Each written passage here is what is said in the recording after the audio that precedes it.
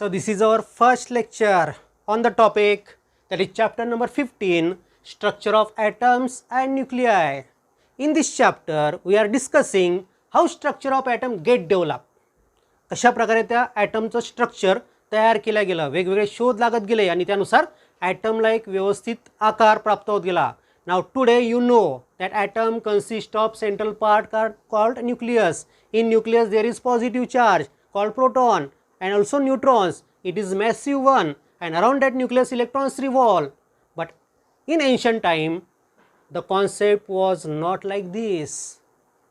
त्या काळामध्ये काहीच माहिती नव्हतं. बघा आता ॲटम कसा असेल या संदर्भात मग शास्त्रज्ञांनी शोध घेण्याचा प्रयत्न केला किंवा पहिले मॉडेल प्रपोज केले की अशा प्रकारे ॲटम असेल. बघा in 1903 the first model was propose by J Thomson. J Thomson means Joseph John Thomson. In 1903 1903 मध्ये त्यांनी ॲटम कसा असेल या संदर्भात पॉईंट्स मांडलेत. So in 1903 the knowledge regarding atom known to all human being was this much. There was no discovery of proton. Proton नावाचा particle असतो हे 1903 मध्ये माहितीच नव्हतं. मग त्या प्रोटॉनवर पॉझिटिव्ह चार्ज असेल किंवा काय असेल हे काहीच माहिती नव्हतं. बघा प्रोटॉन नावाचा पार्टिकल माहिती नव्हता. Electron is part of atom. Electron मात्र ॲटमचा सब पार्टिकल असतो हे मात्र माहिती होतं. हे यांनी सांगितलं होतं जे थॉम्सननी. त्यांनी एक्सपेरिमेंट केले होते आणि त्या एक्सपेरिमेंटमध्ये त्यांनी बघा त्याला नोबेल प्राईज पण भेटलं होतं त्या एक्सपेरिमेंटसाठी. He got Nobel prize for conduction of electricity through gases. आणि त्याचं त्यांनी थेरॉटिकल एक्सप्लेनेशन पण दिलं आणि प्रॅक्टिकल डेमॉन्स्ट्रेशन पण दिलं. त्यासाठी त्याला 1906 मध्ये नोबेल प्राईज मिळालं होतं. कोणाला? या सायंटिस्टला जे थॉम्सनला. आणि या सायंटिस्टनी मग त्या इलेक्ट्रॉनचा जो शोध लागला होता त्याला कन्सिडर करून ॲटम कसा असेल हे प्रपोज करण्याचं काम केलं. मग त्यांनी या 3 पॉईंटचा ते समोर होता की पॉझिटिव्ह चार्ज नावाचा काही पार्टिकल नाही, प्रोटॉन नावाचा पार्टिकल त्यांना माहितीच नव्हता. Electron is part of atom हे मात्र माहिती होतं. इलेक्ट्रॉन हा ॲटममधनं बाहेर पडतो हे त्यांना माहिती होतं. आणि तिसरा होता no net charge on the atom. ॲटमवर कोणताच टोटल चार्ज नसतो. म्हणजे तो ॲटम हा पॉझिटिव्हली चार्ज पण नसतो आणि निगेटिव्हली चार्ज पण नसतो. बघा ॲटममध्ये इलेक्ट्रॉन असतात. Atom consist of electrons means negative charge. But on whole atom there is no net charge. त्या ॲटमवर नेट चार्ज नसतो. मग याचा अर्थ त्या इलेक्ट्रॉनच्या निगेटिव्ह चार्जला कोणत्या तरी पॉझिटिव्ह चार्जनी काय केलं असेल? बॅलन्स केलं असेल. म्हणजे ॲटमच्या आतमध्ये पॉझिटिव्ह चार्ज पण असेल. हा कॉन्सेप्ट तेव्हा होता. म्हणजे या कॉन्सेप्टपर्यंत शास्त्रज्ञांचा विचार होता की ॲटमच्या आतमध्ये पॉझिटिव्ह चार्ज पण आहे, निगेटिव्ह चार्ज असणारे इलेक्ट्रॉन्स पण आहेत. मग आता या इलेक्ट्रॉनची पोझिशन कशी असेल त्याच्याबद्दल त्यांना विचार करायचा होता. मग आता त्यानुसार 3 प्रपोजल्स या जे थॉम्सन समोर होते. 3 कंडिशन्सवर त्या जे थॉम्सनला विचार करायचा होता. पहिली कंडिशन होती each negative charge is paired with positive charge. आता ॲटमच्या आतमध्ये पॉझिटिव्ह चार्ज पण असतो, निगेटिव्ह चार्ज पण असतो. हा पॉईंट होता. मग पहिला पॉईंट याच्यासमोर असा होता की हा प्रत्येक निगेटिव्ह चार्ज कोणत्या तरी पॉझिटिव्ह चार्जशी पेअर झाला असेल. पण लक्षात ठेवा तेव्हा पॉझिटिव्ह चार्ज नावाचा पार्टिकल असतोच हे माहिती नव्हतं. त्यामुळे त्यांनी हा पॉईंट डिस्कार्ड केला की असं काही ॲटममध्ये नसेल. याच्यावर त्यांनी विचारच केला नाही. मग दुसरा पॉईंट याच्यासमोर होता. सेकंड पॉईंट विचार करण्यासाठी. Second point was negatively charge electrons revolve round the central positive charge. की सेंटरला पॉझिटिव्ह चार्ज असेल आणि त्याच्याभोवती इलेक्ट्रॉन फिरत असतील. हा दुसरा पॉईंट पण होता.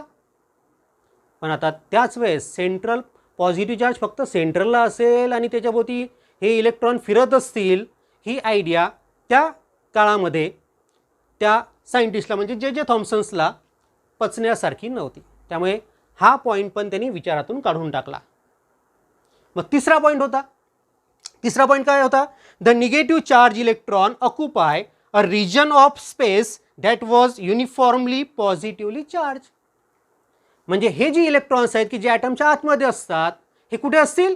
तर त्या युनिफॉर्मली पॉझिटिव्हली चार्ज स्पेसमध्ये. बघा आता 3 पॉईंट याच्यासमोर होते. पहिला पॉईंट काय होता की each negative charge is paired with positive charge. पण पॉझिटिव्ह चार्जचा शोध लागलेलाच नव्हता, त्यामुळे तो मुद्दा कटला.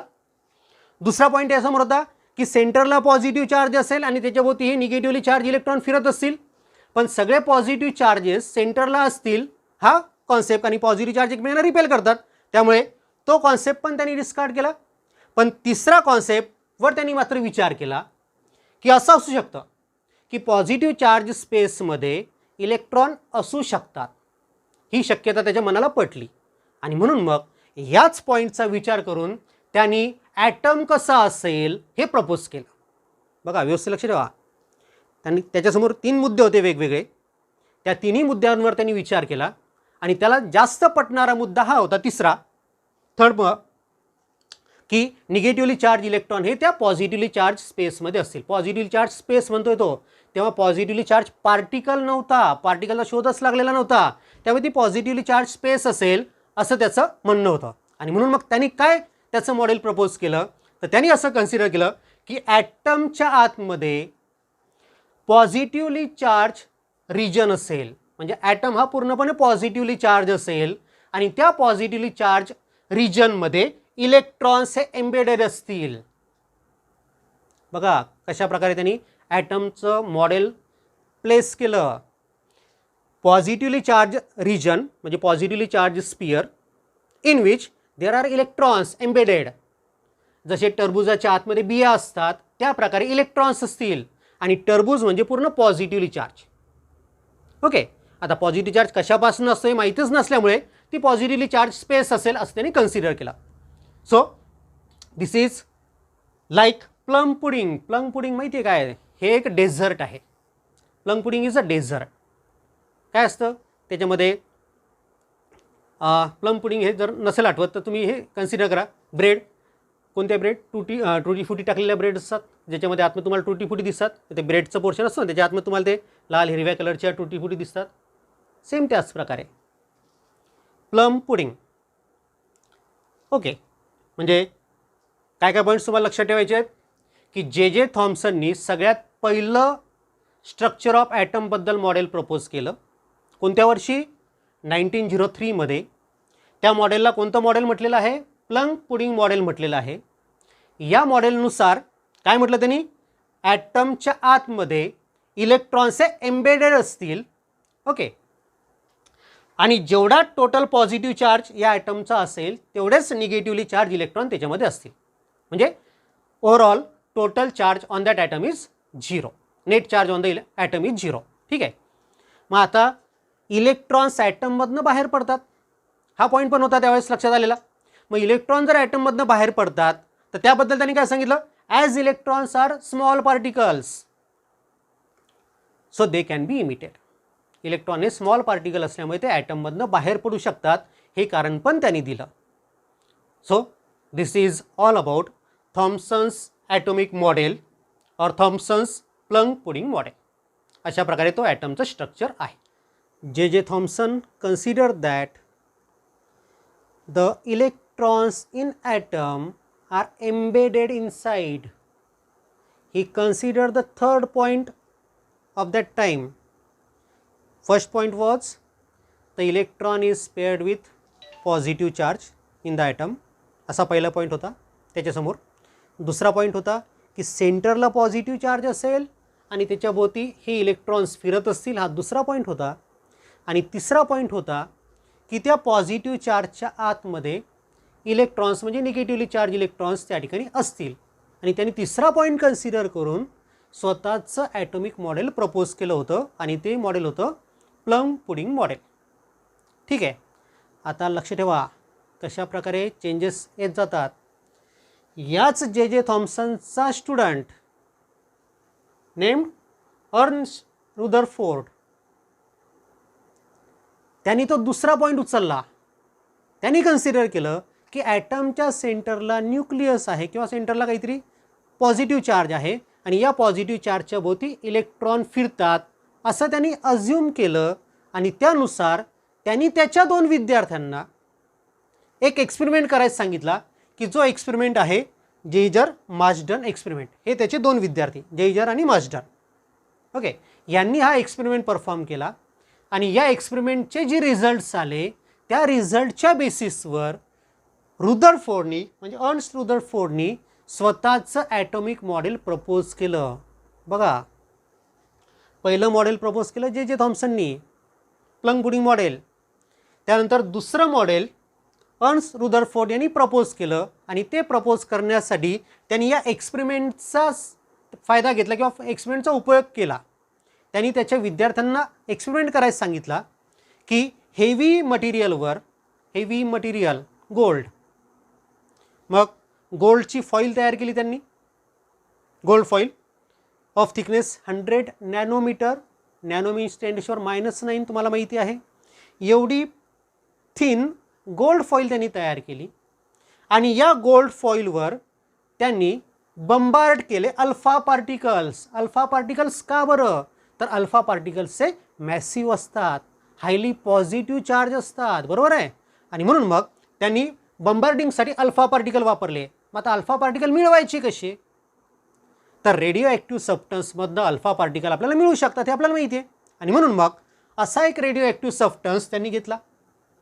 साहजिकच रेडिओ ॲक्टिव्ह सबस्टन्समधनं अल्फा पार्टिकल ऑल डायरेक्शननी इमिट होतात. बाकीचे इमिट झालेले अल्फा पार्टिकल त्यांना ब्लॉक करायचे होते आणि म्हणून मग तो जो अल्फा पार्टिकलचा सोर्स आहे तो त्यांनी प्लेस केला एका लीड बॉक्समध्ये. ओके, लीड बॉक्समध्ये हा अल्फा पार्टिकलचा सोर्स म्हणजे रेडिओ ॲक्टिव्ह मटेरियल, याच्यामधनं अल्फा पार्टिकल्स बाहेर पडतील. हे अल्फा पार्टिकल्स चाललेत सरळ, हा अल्फा पार्टिकलचा बीम तयार केला त्यांनी, तो या गोल्ड फॉईलवर इन्सिडेंट केला. Now what are the observations? The observation of this experiment means Jeyger-Marsden experiment is like this. Maximum alpha particle passes in a straight line path, means without deviation. Maximum alpha particle the deviation होतच नाही. Means up to 99.86% alpha particle are within the range 0.1 degree. 0.1 degree एवढ्या डिफ्लेक्शनमध्ये 99.86 alpha particle 86% alpha particle त्या ठिकाणी असतात. म्हणजे 100 alpha particle टाकले तर 99.86 alpha particle या एवढ्याच रिजनमध्ये असतील, फक्त 0.1 डिग्रीच्या डिव्हिएशनमध्ये. ओके, म्हणजे राहिले किती मग? 0.14% अल्फा पार्टिकल. ते जे 0.14% अल्फा पार्टिकल आहेत त्यापैकी काही अल्फा पार्टिकल या डायरेक्शननी स्कॅटर्ड झालेले त्यांना दिसले, काही अल्फा पार्टिकल्स ग्रेटर दॅन 90 डिग्रींनी स्कॅटर्ड झालेले दिसले आणि काही अल्फा पार्टिकल त्यांना रिबाउंड झालेले पण दिसले. बघा आता काय त्या ठिकाणी त्यांना एक्सपेरिमेंटचे रिझल्ट्स मिळत आहेत, त्या रिझल्ट्सकडे लक्ष ठेवा, कारण की याच रिझल्टचा वापर करून मग या रुदरफोर्डनी त्याचं ॲटॉमिक मॉडेल प्रपोज केलं होतं. त्यामुळे या ऑब्झर्वेशन्सकडे लक्ष ठेवा. Maximum alpha particles passes undeviated, means up to 99.86% alpha particles have deviation up to only 0.1 degree. Remaining 0.14% alpha particles get deviated by different angles. ठीक आहे. मग आता काही या डायरेक्शननी स्कॅटर झाले, काही या डायरेक्शननी स्कॅटर झाले. आता बघा, ग्रेटर दॅन 90 डिग्रीनी जे डेव्हिएट होतात ते असतात 1 आउट ऑफ 8000. म्हणजे जर तुम्ही 8000 अल्फा पार्टिकल्स इथे स्ट्राईक केले तर त्याच्यातला फक्त एकच अल्फा पार्टिकल ग्रेटर दॅन 90 डिग्रीनी स्कॅटर्ड होईल. तो इकडे जाईल किंवा इकडे जाईल, ग्रेटर दॅन 90 डिग्री त्याचा डिव्हिएशन असेल. ओके, आणि त्याच वेळेस काही अल्फा पार्टिकल रिबाउंड पण झालेले त्यांना दिसले होते. मग रिबाउंड झाले याचा अर्थ सरळ जाणारा पार्टिकल वापस येतोय. सो या डायरेक्शनने जाणारा पार्टिकल इथनं वापस येतोय आणि तो असतो फक्त 1 आउट ऑफ 20,000 अल्फा पार्टिकल टाकल्यानंतर त्यातला एखादाच अल्फा पार्टिकल हा रिबाउंड होईल.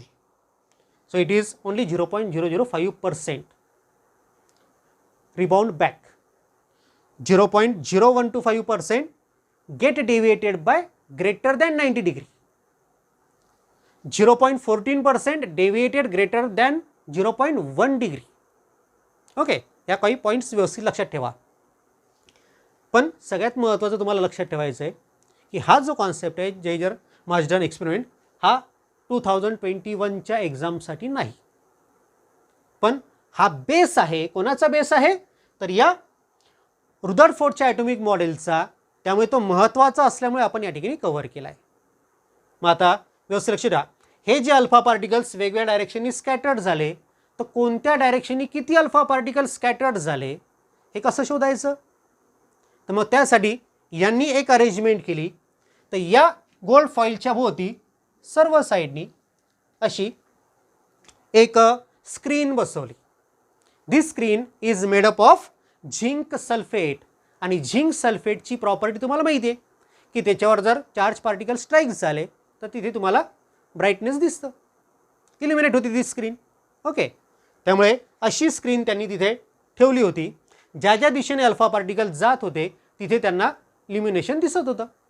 मग आता कोणत्या दिशेने किती अल्फा पार्टिकल गेले ते पण त्यांना शोधायचं होतं. म्हणजे येणाऱ्या अल्फा पार्टिकलला त्यांना काउंट करायचं होतं. मग ते काउंट करण्यासाठी त्यांनी हा डिटेक्टर वापरला, की जो डिटेक्टर तुम्हाला असा पूर्ण फिरवता येतो.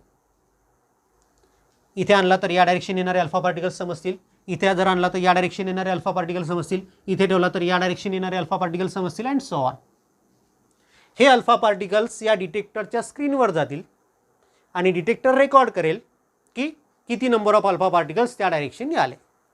ओके, ठीक आहे. म्हणजे सेटअप या प्रकारे आहे. लीड ब्लॉक किंवा लीड बॉक्स म्हणू आपण त्याला, की ज्याच्या आतमध्ये रेडिओ ॲक्टिव्ह सबस्टन्स ठेवलेला आहे की ज्याच्यामधनं अल्फा पार्टिकल्स बाहेर पडत आहेत. बाहेर पडणाऱ्या अल्फा पार्टिकलचा बीम आपण गोल्ड फॉईलवर इन्सिडेंट केला. या गोल्ड फॉईलवर इन्सिडेंट केल्यानंतर मॅक्झिमम अल्फा पार्टिकल सरळ रेषेत चालले गेले. थोडेसेच ग्रेटर दॅन 1 डिग्रीनी डिफ्लेक्ट झाले, फक्त 0.14%. काही डिफ्लेक्ट झाले ग्रेटर दॅन 90 डिग्रीनी आणि काही रिबाउंड पण झाले. ठीक आहे, असं या एक्सपेरिमेंटचं ऑब्झर्वेशन आहे. नाव look, this deviation of alpha particle in different direction where some different thing which they observed. हे जे डेविएशन त्यांना दिसलं अल्फा पार्टिकलचं, की असं का बरं डेविएशन झालं, हा एक वेगळाच मुद्दा त्यांच्यासमोर होता. कारण की त्यांना काय माहिती होतं की ॲटमच्या आतमध्ये पॉझिटिव्ह चार्ज असतो आणि इलेक्ट्रॉन त्याच्यामध्ये एम्बेडेड असतात, असं मॉडेल त्यांना माहिती होतं. मग आता लक्ष ठेवा, तसा जर त्यांनी विचार केला, त्या मॉडेलनुसार जर त्यांनी विचार केला तर असं डेविएशन त्या अल्फा पार्टिकलचं होणारच नाही. मग आता असं डेविएशन जर त्या अल्फा पार्टिकलचं होतं आहे तर त्यासाठी काय त्यांनी कारण दिलं बघा. आता व्यवस्थित लक्ष द्या. हा जो ॲटम आहे हा समजा गोल्डचा ॲटम, याच्यावर अल्फा पार्टिकल आपण इन्सिडेंट केला. हा अल्फा पार्टिकलचा बीम किंवा अल्फा पार्टिकल आला आहे, तर मॅक्झिमम अल्फा पार्टिकल सरळ चालले जातात, बरोबर आहे. आता असे सरळ म्हणजे हे जे अल्फा पार्टिकल जाणार आहे एकदम सरळ रेषेत जाणार आहे, ते अल्फा पार्टिकल स्ट्रेट लाईनमध्ये का जातात? कारण की या ॲटममध्ये मोकळी जागा जास्त असते, एम्प्टी स्पेस जास्त असते, असं कन्क्लुजन यांनी काढलं. बघा, मॅक्झिमम अल्फा पार्टिकल अनडेविएटेड का जातात, तर त्या ॲटममध्ये एम्प्टी स्पेस जास्त असते, असं कन्क्लुजन या एक्सपेरिमेंटनी काढलं. त्यानंतर काही अल्फा पार्टिकल स्मॉल अँगलनी डिव्हेट झाले. मग बघा आता इथे सेंटरला असं काहीतरी आहे आणि येणारा जो अल्फा पार्टिकल आहे हा अल्फा पार्टिकल या सेंटरच्या जवळ जर आला तर हा काय होईल, डिफ्लेक्ट होईल इकडनं किंवा इकडनं, बरोबर आहे. म्हणून हे जे डिफ्लेक्ट झालेले अल्फा पार्टिकल्स आहेत, अल्फा पार्टिकलवर पॉझिटिव्ह चार्ज असतो, त्यामुळे हे अल्फा पार्टिकल कोणत्या तरी पॉझिटिव्ह चार्जच्या कॉन्टॅक्टमध्ये आल्यामुळे त्यांचं रिपल्शन झालं, त्यामुळे ते डिव्हिएट झाले. म्हणजे तिथे कुठेतरी पॉझिटिव्ह चार्जचं कलेक्शन आहे, हा पॉईंट कन्फर्म झाला, बरोबर आहे. व्यवस्थित लक्ष द्या. हे जे स्मॉल अँगलनी किंवा 90 डिग्रीपेक्षा जास्त अँगलनी डेविएशन जे तुम्हाला दिसतंय ते कशामुळे, की हा अल्फा पार्टिकल या पॉझिटिव्ह चार्जच्या जवळ आल्यामुळे, जास्त जवळ आल्यामुळे त्याचं डेविएशन जास्त झालं. हा जर अजून जास्त जवळ आला तर डेविएशन असं पण होईल, बरोबर आहे. आणि जर हा अल्फा पार्टिकल बरोबर सेंटरला स्ट्राईक झाला या सगळ्या पॉझिटिव्ह चार्जचा, तर तो अल्फा पार्टिकल वापस चालला जाईल, इट रिबाउंड बॅक. म्हणजे सेंटरला त्या ठिकाणी पूर्ण पॉझिटिव्ह चार्ज आहे आणि सेंटर हे मॅसिव्ह आहे की ज्याच्यामुळे अल्फा पार्टिकल रिबाउंड झाला. हे 2 पॉईंट क्लिअर झाले. सो याच्यावरून या एक्सपेरिमेंटचा रिझल्ट, जायजर मार्जन एक्सपेरिमेंटचा रिझल्ट हा दिसतोय की यांना न्यूक्लियस सापडला. They discovered the nucleus which consist of whole positive charge as well as it is massive one, means whole mass, maximum mass at the centre. त्यांनी न्यूक्लियसचा शोध लावला या एक्सपेरिमेंटद्वारे. ओके. आणि मग हे जे रिझल्ट्स आहेत वेगवेगळे की का बरं डिफ्लेक्शन जास्त होईल, का बरं डिफ्लेक्शन कमी होईल, तर या सगळ्यांचा वापर केला कोणी? रुदरफोर्डनी त्याचं ॲटॉमिक मॉडेल प्रपोज करण्यासाठी, की जो आपलं नेक्स्ट लेक्चर असेल. ओके. इथपर्यंत आयडिया झाल्या क्लिअर? काही अडचण असेल तर तुम्ही त्या कॉमेंटमध्ये टाका. यानंतर मी तुम्हाला हा जो एक्सपेरिमेंट आहे या एक्सपेरिमेंटबद्दल एक क्लिप टाकतोय, ती क्लिप पण बघून घ्याल, तुमच्या लक्षात येईल. ओके.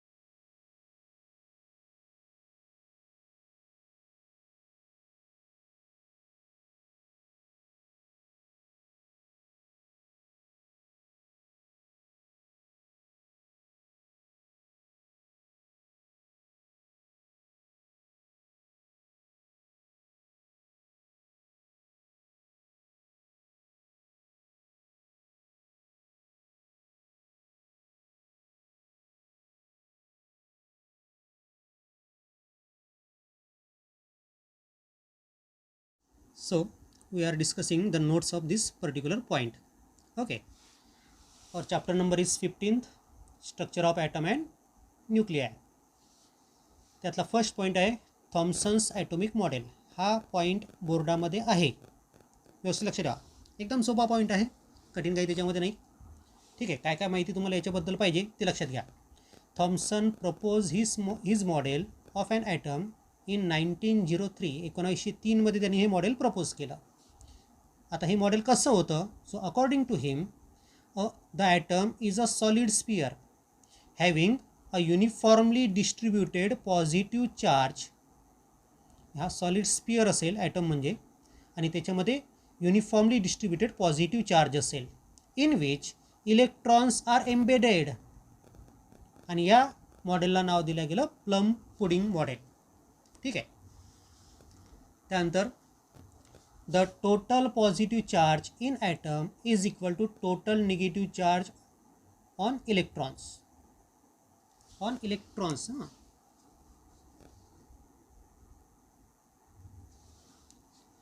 जेवढे इलेक्ट्रॉन त्या ॲटममध्ये असतील त्या सगळ्या इलेक्ट्रॉनवरचा टोटल चार्ज आणि टोटल पॉझिटिव्ह चार्ज त्या ॲटममध्ये असणारा हा सारखा असेल, असं दुसरं प्रपोजल त्यांनी मांडलं तिथे त्याच्या स्ट्रक्चर, ॲटमच्या स्ट्रक्चरबद्दल. आणि तिसरा पॉईंट सांगितला त्यांनी, as the whole solid sphere is uniformly positively charge, so only negatively charge electrons which are small can be emitted.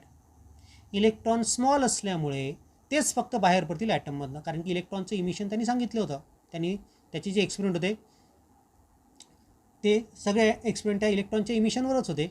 त्यामुळे त्याला माहिती होतं की ॲटममधनं इलेक्ट्रॉन बाहेर पडतात, आणि म्हणून मग त्यांनी काय पॉईंट टाकला, as the whole solid sphere is uniformly positive charge, so only negatively charge electrons which are small can be emitted. ठीक आहे. असं त्या ॲटमचं स्ट्रक्चर त्यांनी सांगितलं की हा पूर्ण पॉझिटिव्हली चार्ज असेल, युनिफॉर्मली पॉझिटिव्हली चार्ज, की ज्या ॲटमच्या आतमध्ये हे इलेक्ट्रॉन्स एम्बेडेड असतील. याला प्लम पुडिंग मॉडेल असं त्यांनी म्हटलेलं होतं. ठीक आहे. हा झाला पहिला point. The second point is Geiger Marsden experiment. It is not for your 2021 exam. हे तुमच्या 2021 एक्झामसाठी नाही. फक्त लक्षात घ्या, तुमच्याकडे नसला तरी तो एक बेस असल्यामुळे माहिती असणं आवश्यक आहे. आता याचा एक्सपेरिमेंटल सेटअप कसं असतं बघा. मी डिस्कशनमध्ये करताना तुम्हाला सांगितलं नाही की त्याला इव्हॅक्युएटेड चेंबरमध्ये ठेवतात म्हणून, पण ही जी सगळी अरेंजमेंट असते ही इव्हॅक्युएटेड चेंबरमध्ये केलेली असते.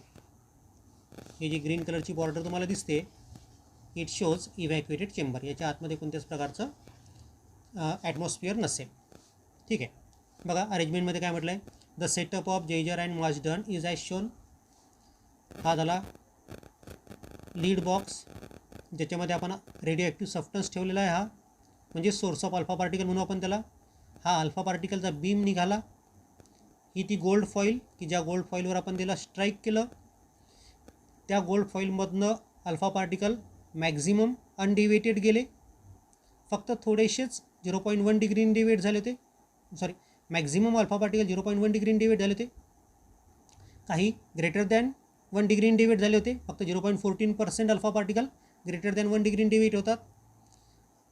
काही 90 डिग्रीपेक्षा जास्त अँगलनी पण डिवेट झाले होते आणि काही रिबाउंड पण झाले होते. हे आपण बघितलेलंच आहे. ठीक आहे. ही ती स्क्रीन कशापासून बनलेली असते ती, त्याला फोटोग्राफिक प्लेट म्हणतो आपण, झिंक सल्फेट. बरोबर आहे. हे ते येणारे स्कॅटर झालेले अल्फा पार्टिकल्स. ही ती हा तो बेस असेल की ज्या बेसवर हा डिटेक्टर फिरतो. या डिटेक्टरला तुम्हाला या वेगवेगळ्या डायरेक्शननी फिरवता येतं. ठीक आहे. आता या सेटअप तुमच्या लक्षात आलंच असेल कसं येतं. वर्किंगबद्दल त्या ठिकाणी काय लिहिलं पहा. A fine beam of alpha particle obtain from a radioactive source was incident on thin gold foil of thickness 100 nanometer. ठीक आहे. Thin fine beam of alpha particle आपण स्ट्राईक केला. कोणावर स्ट्राईक केला? त्या गोल्ड फॉईलवर.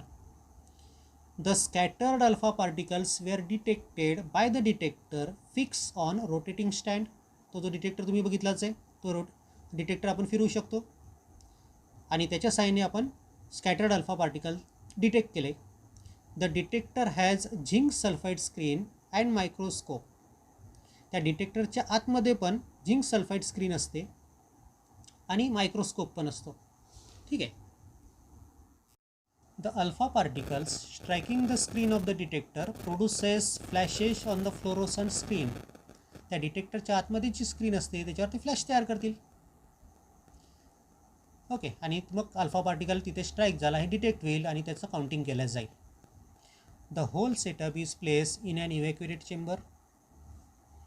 The detector counts the alpha particle at different angle of scattering. Detector त्या alpha पार्टिकलला मोजण्याचं काम करेल. आता ऑब्झर्वेशन्स काय होते या एक्सपेरिमेंटचे. तर ऑब्झर्वेशनमध्ये पहिला point, most of alpha particle move straight through the gold foil. Few particles म्हणजे few alpha particles about 0.14% scattered by more than 0.1 degree. 0.1 म्हणा किंवा 1 डिग्री म्हटलं तरी चालतं. Very few that is of 0.14% were deflected by an angle greater than 1 degree. दोनपैकी कोणताही point तुम्ही लिहिला तरी चालतो. दिस ऑर दिस, या दोन्ही पॉईंटपैकी एक पॉईंट लिहा. Very few means 1 in 8,000 deflected by an angle greater than 90 degree. 8,000 alpha particle जर तुम्ही स्ट्राईक केलं त्यातला फक्त एखादाच अल्फा पार्टिकल काय होईल, ग्रेटर दॅन 90 डिग्रीने डिव्हिएट होईल आणि ते पर्सेंटेज असेल 0.0125%. Some alpha particles even bounce back with angle theta is equal to 180 degree.